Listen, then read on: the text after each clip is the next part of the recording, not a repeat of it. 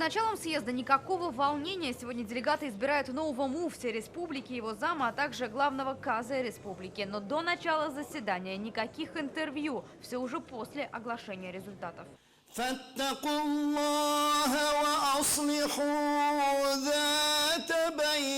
Чтением Корана и молитвы открыли 7-й съезд Духовного управления мусульман республики. За мир и согласие, которые царят в Татарстане сейчас, делегатов поблагодарил президент Татарстана. Рустам Минниханов признался, все важные правительственные решения руководство республики согласовывает с Духовным управлением мусульман, которое последние 4 года возглавляет Камиль Хазрат Самигуллин.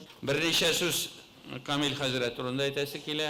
Камиль Хазрат үсә, алга таба бара.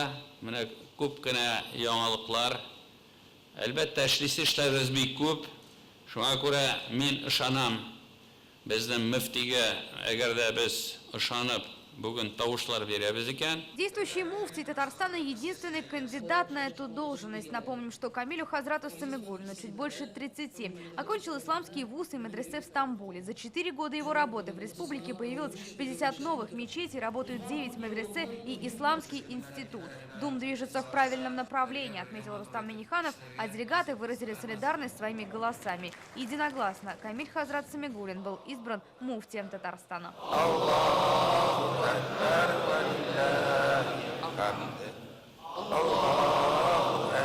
У нас сомнений не было о том, что и в будущем свою работу продолжат, так как работа была произведена огромная. На должность первого зама муфтия было 2 кандидата. Имам Хатиб мечети Кул-Шариф Ильфар Хазрат Хасанов и мухтасиб Советского района Казани Рустем Хазрат Валиуллин. Второго кандидата порекомендовал муфти республики. Зал поддержал его. Я думаю, работа мухтасибатов с аппаратом Дум в сфере образования, просвещения и социальной политики приведет к хорошим результатам. Амбициозные задачи в сфере социальной политики поставил перед собой и Джалиль Хазрат Фазлы в своей предвыборной речи. Баллотируясь на пост главного казы Татарстана, он отметил, нужно сократить количество разводов и возродить мусульманские школы. В планах перевести Коран на русский и татарский языки, а также повысить статус имамов в обществе. За него тоже единогласно все за.